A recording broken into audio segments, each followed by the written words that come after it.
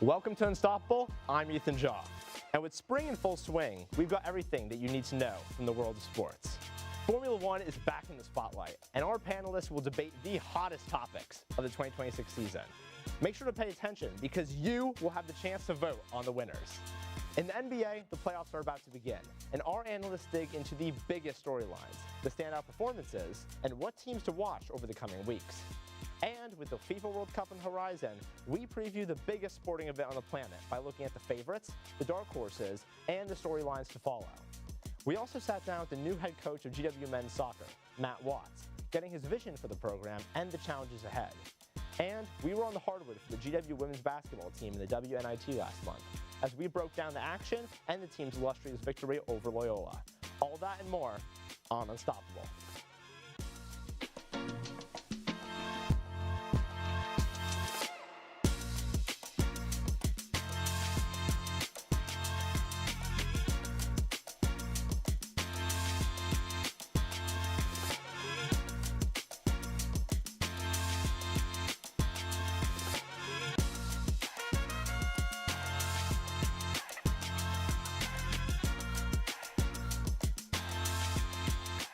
Everyone, I'm Matt Schultz and I'm your Formula One host. Now, we've been missing F1 since the Japanese Grand Prix ended in March, so to help you and myself, we've brought on 4 fantastic F1 correspondents on the show to debate some of the season's hottest topics. Welcome in, everyone. Now, today we've got a little boys versus girls debate across a variety of topics, including a final debate that you, the viewers, are going to vote on. That's right, so stay tuned and hop on the poll. Now, representing the girls today, we have Sarah and Tia. Then over on the boys' side, we have Henry and Namdi. Welcome in, guys. You ready to begin? Get it going? Oh, yeah. Very ready. All right, so we're going to jump right into the debate here. Got a question. We're going to start it off with Sarah and Tia here. Now, I'm going to explain to you guys. Everybody's going to have 45 seconds to make their point. Then we're going to swap sides, another 45 seconds. And I'm going to make a ruling for the first 2 questions as to who won.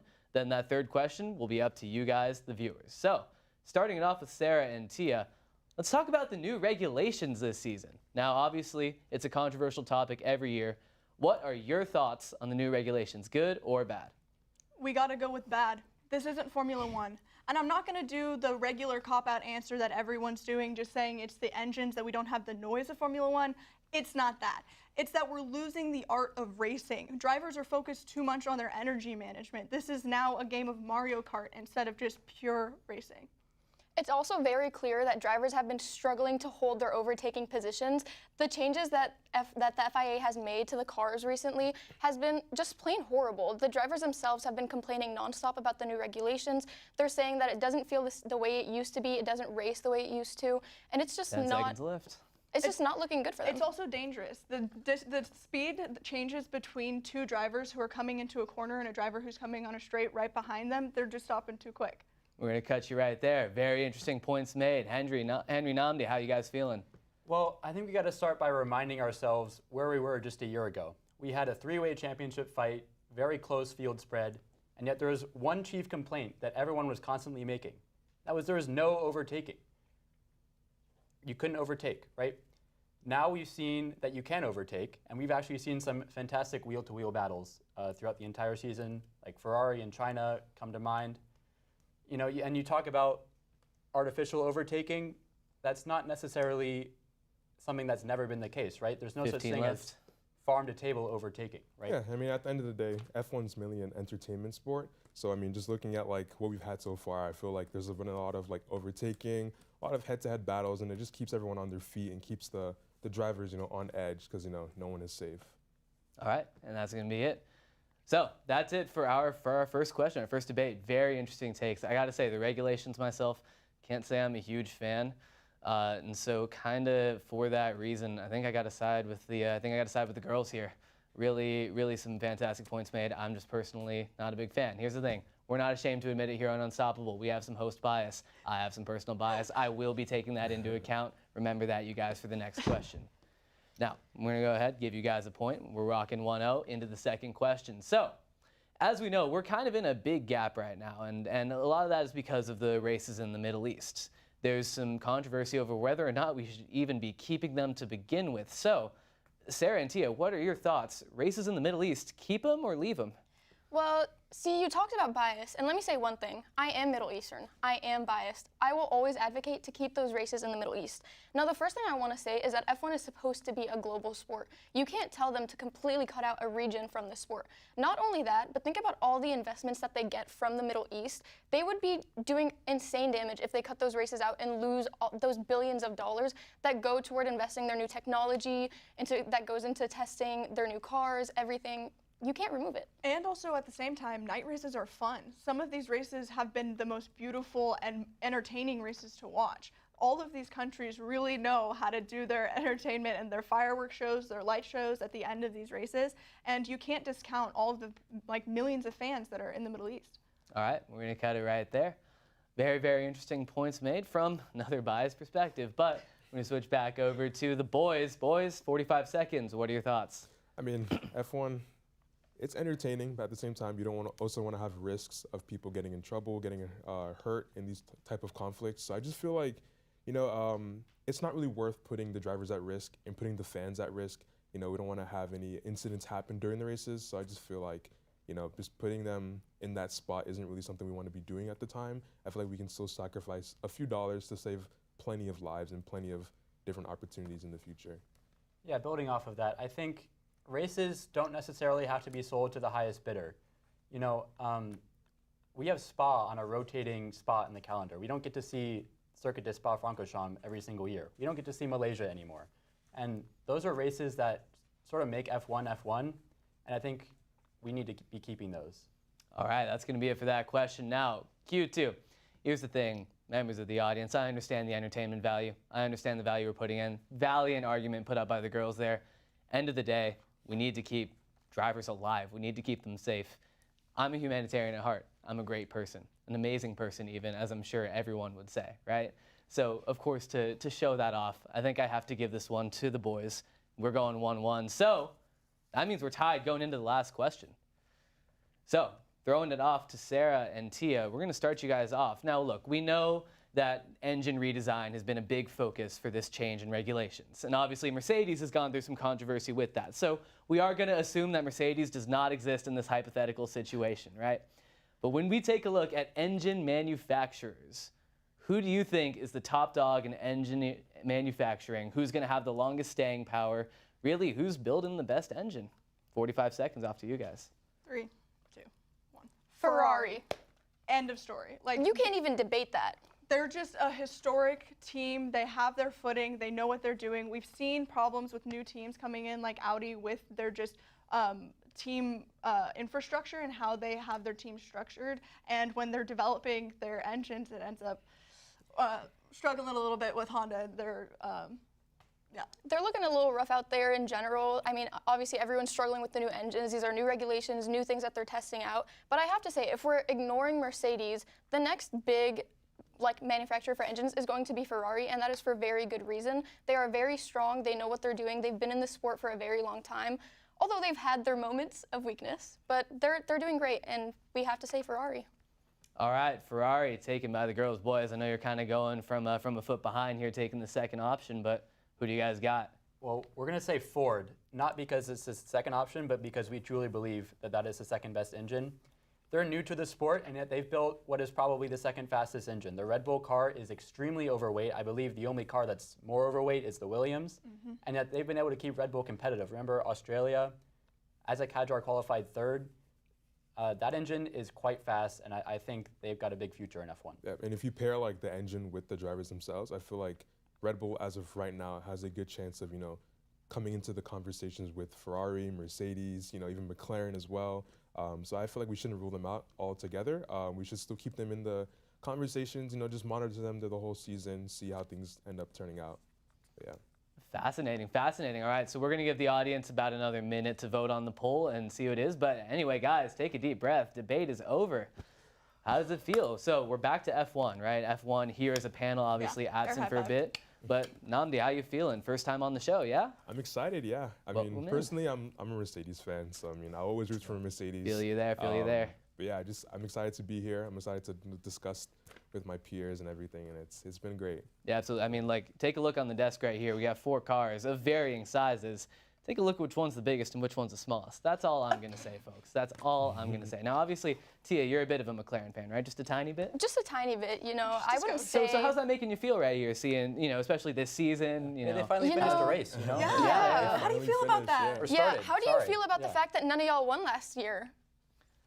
Okay. That was Okay. me. The That was past is my in the team. past. Thank you Yeah, guys. exactly. Thank The past is in you. the past. I think we The need to past move is in the on. But, I past. mean, And now, the past is Sarah, what we obviously learn coming at from. this from the Ferrari perspective, right? How's that looking? Obviously, you know, Honestly, I kinda feel a little- lot better because I feel like Lewis Hamilton is getting his soul back, and that was just the hardest part to watch last year was Ferrari killing that poor man.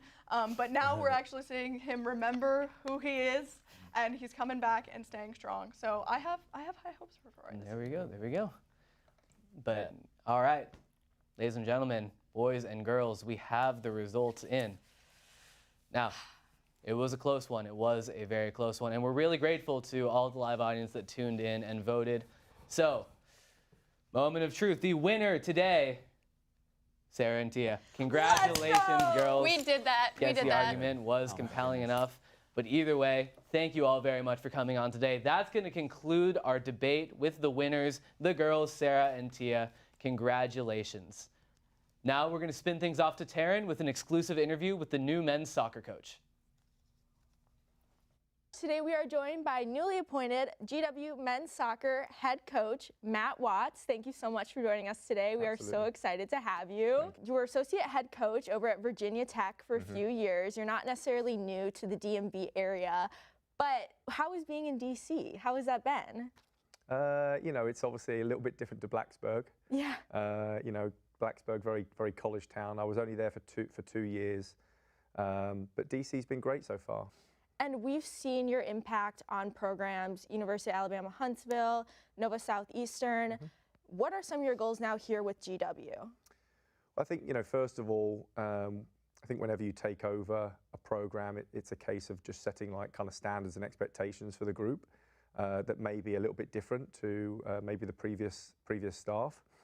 And it's going to take some time, you know, like from a result standpoint, you know, I think GW men's soccer, you know, there's a ton of potential. And so our biggest thing is, you know, getting out into the DMV area. There's a lot of talent in this area from a recruiting standpoint. You know, like I said, it's going to take time, but we're going to be here for that long time and not necessarily like an immediate fix. Like I said, we want to make sure that we get the right guys in. I think that the staff that are with me now are 2 guys that are committed to being here as well for a long time. So that's great. So I'm really excited about those 2 guys. And so it's just about getting everything plugged in, just to make sure that we're stable. And then I think we can sustain it for longer. Like I think if you know you go in and you try and change too much too quickly, you might be able to get success immediately. But you know, is it sustainable to over 4, 5, 10 years, whatever that is? And you talk about building this program, and I think right now is a time where collegiate athletics are absolutely just dominated by the transfer portal, NIL, that kind of thing. You looking at this roster, you have guys who have been playing together for the last 2-3 years. What does it mean for you to come into this program as head coach that has had so much retention? Well, I think first of all, I've been incredibly fortunate in the guys that we, have retained, just in the fact of, I think they're great lads. They've been super open to, the new, coaching style and game model that we've kind of implemented through the spring. And, just really, really hard working in that regard. So a lot of time in the classroom, video sessions, training sessions out on the pitch. We've had some spring games which have been great to test us within that piece. So I've been really fortunate, from that perspective. And you talk about the chemistry, kind of that like all the guys know each other type of thing. That's probably my favorite part of watching college sport, to see not only what's happening on the field, but also what's kind of going on the sidelines. Can you talk a little bit about the team culture that you guys have? Yeah, I think, like I said, I think we're incredibly hardworking. We've kind of imposed, kind of our core values within the group, which I think has been great. And I think a lot of the guys really, represent those things. And like I said, when you're out there on the pitch and you're able to play, like I said, in these spring games that we've had, it makes a difference, right? When you know the guy next to you and you're willing to run for that guy. And we don't have many guys this spring. We've had a couple of injuries. So from a player perspective, the whole squad right now, we're at like 14 guys. So with only a couple of subs, we have had some challenging moments within spring season games, but the guys have really worked hard to make sure that they're covering for their boys. Spring training, it's winding down a little bit here in the next few weeks. What can we look forward to as we look ahead to the fall season? I think just exciting soccer. I think we want to be a team that excites, and we're a high pressing team. We're a hard working team. We're pretty blue collar in that regard. So I think exciting soccer more than anything else, I think, is something that we can look forward to. And again, like I said, it may not always come in wins immediately. I'm incredibly competitive. I want to win every game that we're out there, but we've got a very, very tough schedule and a really, really good conference that we're in. Obviously, St. Louis went to the Final Four last year. You've got Dayton, VC. You've got so many good teams in the conference that really challenge from a national level. So we've got to get up to pace with those guys. From that side of things, I think, like I said, if you're able to come out to the Vern, I think you're able to, see guys that work hard for each other, that are likable, that are going to be in the community. You've got guys, like I said, that are going to work hard, and like I said, like some exciting soccer. We hope, high-scoring games. Well, I will definitely be out on the Vern watching you guys next fall. We wish you guys the best of luck finishing off this season and going into next season. Thank you so much for joining us today. Thank you, Taryn. Appreciate you. And we are going to send it back to you guys in the studio. Thank you, Taryn. I'm now joined by Josh Lench and Bryce Holgren as we preview the NBA playoffs. Guys, so the playoffs start in a couple days. We've had the play-in. How are you guys feeling about this time of the season? Best part?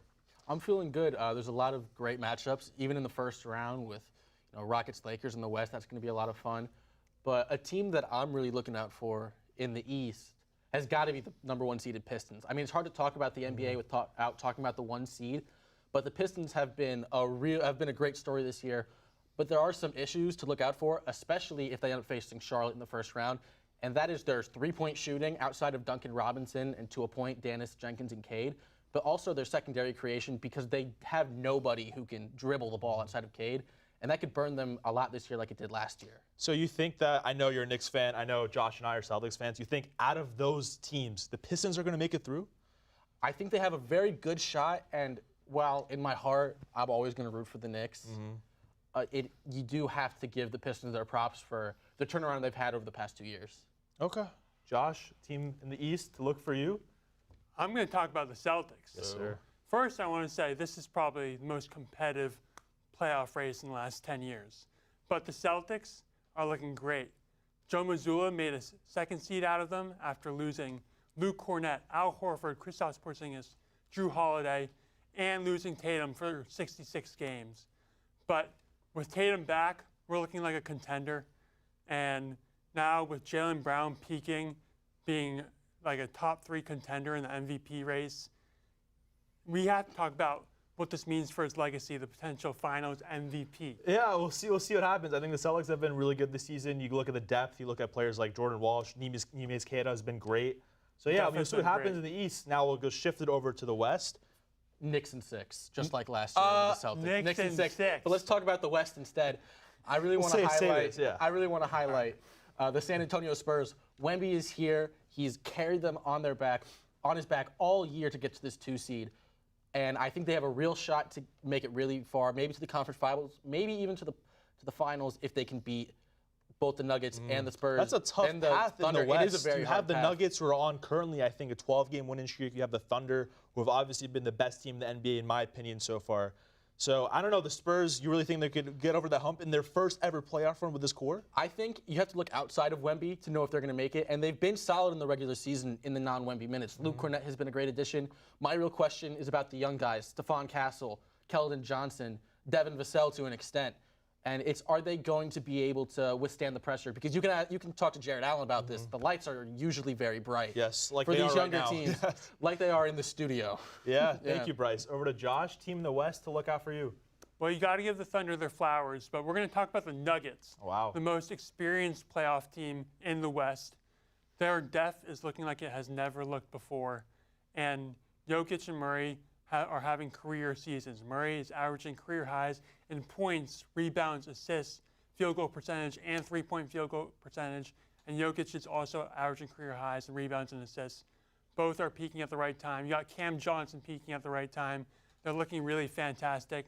They pushed the Thunder to 7 games last year. We'll see what they can do this year. Yeah, I know you guys both mentioned the Spurs and the Nuggets. Unfortunately for both of them, they played each other in the last game of the regular season, and due to seeding concerns, they're going to meet up in the second round, so one of you guys is going to be wrong. One of them won't even make the Western Conference Finals, so we'll see what happens there. I think he's going to be wrong. Yeah, you're always right? I think the lack of experience is going to come back to bite the Spurs, but we'll see. Yeah, so real quick, for potential finals matchup, in the East, guys, let's come to a consensus here. So you got the Celtics, you got the Pistons. Who do you think is going to make it? I think that we talked about this a little bit behind the scenes. I think we both agreed that the Pistons, at least for this year, might be just a little bit more competitive. But I know Josh wanted to talk about them a lot. Yeah, so the Pistons, they're looking really fantastic this year because their physicality inside when they match up against the Spurs is going to be really great. I think that Jalen Duren and Isaiah Stewart.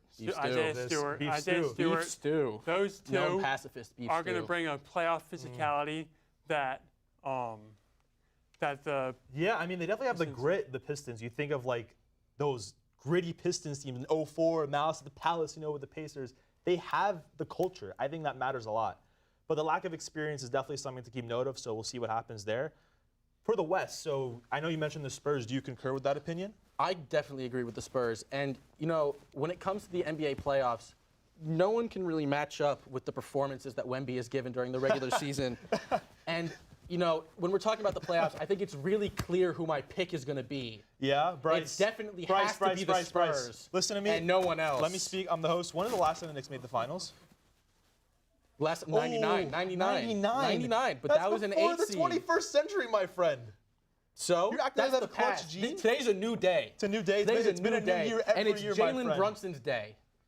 Yeah. I mean, if we look over there, we got another washed up team over there, the Celtics. I think we have a pretty Isaiah clear Thomas. favorite. Oh, wow. A nothing. They were number 1 2 years ago, and they have all the pieces to be number 1 again. Yeah. I'm really excited for this. They got Well, all the pieces to be number 2 again to the 2025-26 NBA champion New York Knicks. Jalen Brunson Finals MVP. Well, guys, none of you guys picked either of these teams for the finals, so I guess we'll see what happens in that second round matchup. I'm looking forward to it a lot. But moving on to the topic on hand, we got Pistons, we got Spurs. Who do we think is going to win the NBA Finals? Bryce, over to you. I mean, I think that the Spurs just lose out to the Knicks in a solid 7-game Well, we series. said the Pistons. I don't care. Yeah? I don't care. We're going off script? We're going off script. Yeah? Spurs, Knicks Finals. Knicks get it in 7. Okay. Josh. I still think it's the Pistons. They're winning it all. Their physicality inside is going to bring something to Wemby that he's never seen before, and the Pistons are going to win the Well, I championship. thought We you have were a a fake Celtics fan, fan. my friend, There's bro. a We got to fake stay fan at the true desk. to our roots. It's true. But Come on. Pistons are pretty great. Pistons are pretty great. They've shown it all Okay, season. Josh. Fake fan. We'll fair see what weather. happens. So it seems we have a lot of concurring opinions, so we'll see what happens in the next month. This will be our last year this semester, so next semester we're going to regrade our picks. Hopefully the Celtics win. Hopefully the Knicks get eliminated in the second round or the first round. First round. But yeah, that'll do it from us. Now let's send it over to Ashley, who has the latest in the WNIT. Thanks, Mark. GW women's basketball is moving on in the WNIT tournament, taking down Loyola Chicago 71-62. The Revs controlled the tempo tonight and executed when it mattered most. Take a look. The Revolutionaries were looking to make history, and early on, they set the tone. GW jumped out in front in the first quarter, using a 9-0 run to build momentum and take a 5-point lead. But Loyola Chicago answered. The Ramblers strung together a run of their own in the second, and we're all tied at 25 heading into the break. Coming out of halftime, GW flipped the switch.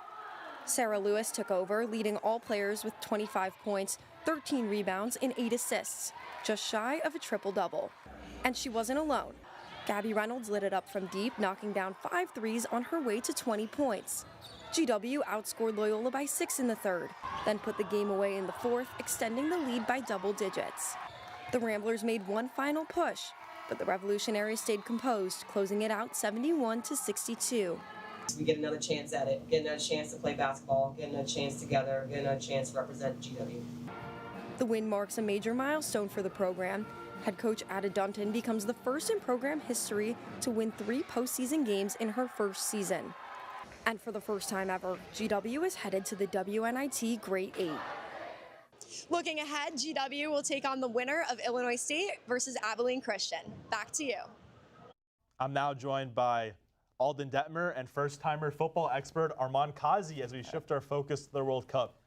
I think we're around 2 months or so, maybe even less until the start of the World Cup. So thoughts? It's going to be on home soil. Yeah, it should be pretty exciting. You know, all the lead up to this World Cup has just been really exciting. We had the World Cup draw here in D.C., back like in our backyard. And, you know, I think there's a bunch of interesting groups, a lot of interesting matchups that are going to come up. Yeah, definitely the expanded format also will be super interesting. We're going to see a lot more teams compete for the first time. Yeah, no, I mean, it's going to be hosted in 3 different countries, all of which, you know, in Guadalajara. It's going to be in major cities in the United States, in the East Coast, West Coast, as well as also in Vancouver and Toronto. So it's going to be exciting to see. Yeah, North America for the win. But for now, we got 3 mugs in front of each of us. Alden has a mug, I have a mug, Armand has a mug.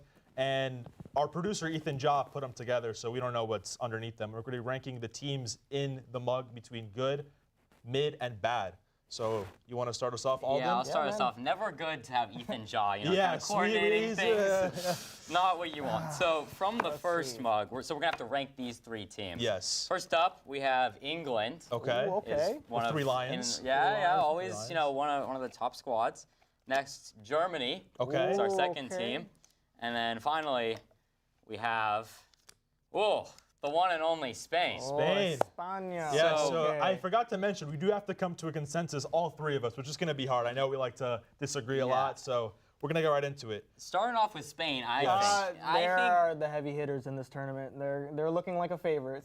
Yeah, I agree. They're the #1 ranked in FIFA, in all the rankings. Everyone's saying Spain, Spain, Spain. Yes. I think we have to put them at that #1 I spot. agree. I mean, like, Lamine Yamal is playing some of the best football right now in his career. They also have Pedri. They have amazing strikers. You know, they also have an incredible back line. So they are going to be a force to be reckoned with this upcoming tournament. I think so. The reigning Euro winners, I think you have to put them at 1. Yeah. Next, I want to talk about the 3 Lions, the English. Oh my God. Last time they won an international trophy, what was it, 1964? I wasn't alive. Generations before us for the 3 Lions. I do not think it's coming home for the English once again. I don't know. Do you guys agree with that statement? Every time there's a big game, they always don't bring it. They're not there for it. You know? Yeah, Yes. I mean that Euro loss was pretty tough for them a couple years back, and I just think, you know, they have Harry Kane, right? You always think you're like England, you know, they're gonna be it. Yeah, it's gonna be them, right? But then they just fall apart. Yeah, they have the roster, but I don't think they have the sort of chemistry. And then quickly, we're gonna go to Germany. I think by default mid, a very good team though, but they haven't had the greatest success. Yes, they do need to have. They have an underdog story right now. You know, coming off of not making it to the knockout rounds last World Cup in 2022, they have something to prove. And I just think they have a very good team, especially with Florian Wirtz at the helm. So, you know, they have something to prove, a chip on their shoulder. Yeah, you know, they've always been good, you know, in history, and they have a pretty solid attacking midfield duo. Yeah. But I think, you know, they'll be a contender with someone to watch out for, that kind of dark horse spot. We'll keep it at that. So now over to me for my 3 mugs. My 3 teams. Goodness, we have Mark. Brazil. Ooh, okay. Second, we have the France. Ooh. And last but not least, who could it be? Another South American team, Argentina. That is a hard cut. Yo, you had a really good mug. I'm not gonna lie. Yeah, my mug is pretty good. I don't know. Who's better? I mean, these are pretty Spain. Come on, but this is different, man. I don't know. For me, I think the clear best team here, I think of the entire tournament, is the French. Wow. I've never seen a team this stacked in my life. I recently went to the Colombia-France team, and they had Mbappe and all these first team players on the bench, and still with their second team, they demolished a Colombian side. So they're already looking like a scary national team. Yeah, I mean, you have those players. You have Mbappe. You have Olise, you have Ryan Cherki. Those guys are really elite, so I think you're going to have to put them there. The back-to-back World Cup finals, I think. I mean, even despite with Ekitike's injury recently during the second leg of the Champions League, they still have a stacked roster. You know, Mark, we get it that you're a big Mbappe Yeah, guy. we get it. You know, Yeah, he was showing me the reels in the dressing The room. getting dictator, ready. as they say, he rules the team with an iron fist, as one could say, Kylian Mbappe. But let's move on to the other teams. Fine, There's other teams in this group. We have Argentina and Brazil. Well, I think, you know, with Argentina, right, there is a curse. You know, it hasn't been since the 1960s that Brazil, someone won it twice in a row. Like, they're the champions, defending champions. And it's Messi's last time in the World Cup. It's going to be fun to watch him play. I think we'll have to put them at that middle spot, just because I don't think you can win it back-to-back. It's really hard to do at that mid spot. And then Brazil last, really, guys? Brazil is very much at a shaky point in their time, in their history right now in terms of their national team. They are very much inconsistent. Yes, they have very much, you know, they have good talent. Rafinha, Vinicius Jr., Gabriel Martinelli. Even, you know, some Arsenal fans may put him up as better than everybody else, you know. But they haven't shown what it takes right now to become a top elite national team coming into this World Cup. Yeah, it could be that management. Their leading all-time scorer, Neymar, question mark whether he's going to actually play for Brazil. I hope he plays. I hope he plays. He's playing good for Santos. Yeah, our finalized picks for this specific mug, we have France in good, Argentina in mid, and Brazil as last/bad. We'll take that. So now, Armand, let's see what you have. Let's see what we have. Let's see what we have. What are we going to get? All right. Oh, starting off with the host nation, the United States. Okay. All right, now what we got? Oh, we got Mexico. And then lastly, oh, this is great. Yo, Morocco. Wow. We got so Morocco. I say out of those three mugs, we have you could say not underwhelming, but not the superstar power as we had in the first two segments. So what jumps off at you right off the bat here? Either one of you guys. I mean, you have a historic African nation, you know, the only African nation to ever make it past the round of 16. And they made history in Qatar. I think it's going to be hard for them to, you know, go back-to-back again in terms of making, you know, record history. But I think they have a good side. You know, they just recently controversially won AFCON. I was going to talk about that. Let's give Senegal credit when they're due. Are we taking Senegal or are we taking Morocco on that? We'll get to it. We'll get to it. But I think out of those three teams, we can come to a consensus. I think Morocco is, I think it's here above Mexico and the U.S. So we'll slide them up. Okay. Why not? But between the USA and Mexico, both the host nations here, I think it's pretty even. I don't know. Is there anything jump off at you, Alden? Not really much. You know, USA, they're always like, but then Mexico, you know, they're always a similar kind of they always have a lot of hype. Everyone's always rooting for them. But I think like the past 7 years, they've exited in the round of 16. Yeah. And so I don't know. Like we'll give USA credit. We'll give USA. I think. You know, they got some players. They got the hype, you know. They got the hype. They can push themselves up to you know, getting into the knockout rounds, maybe putting up a fight. But I will definitely say they are at mid, and Mexico might have to be at the bottom this time around. But that will finalize it with Morocco. So our USA. final for this mug, we have Morocco best, USA mid, and Mexico bad/last. I think their golden generation is behind them. But real quick, a little off script, but I want to talk about some dark horses. I know personally I have Senegal, Norway. Is there any other teams that jump off at you? It's okay if not. We do have a lot of teams here. I don't know. I mean, there are a lot of teams that stand out. I mean, you know, Norway could have a good shot. You know, I won't say they are World Cup contenders by all means, but I definitely think they can make a lot of upsets. I mean, you know, you have the premier match with France versus Norway, Kylian Mbappe versus Erling Haaland. And I just definitely think that will be a marquee matchup to see. You know, can Norway defeat the finalists of last year's World Cup? Yeah, that group is tough. Senegal and Norway. I think that second team will kind of maybe do a run in that because I know that it's a bit of an expanded playoff this time. I also think another South American team, Ecuador, has been looking kind of good. You know, in the run-up, in the build-up. Not a crazy pick. I think, you know, like the odds makers would put them somewhere in the middle, but I think they could surprise, pull a little Morocco action. They have some pretty good players, you know, with Caicedo and Estupiñán. I mean, they could definitely make some noise this World Cup. Yeah, I guess that's all we have for today, guys. Thank you very much for joining me. It was really fun. Thank you, Mark. On the last panel of the year. That's the last panel of the year. Wow. Thank you, guys. Now we'll send it over to Taryn. Thanks, guys. Last weekend, track and field competed at George Mason University's eBank Invitational. GW showed up and showed out, finishing with 3 wins and 5 program records.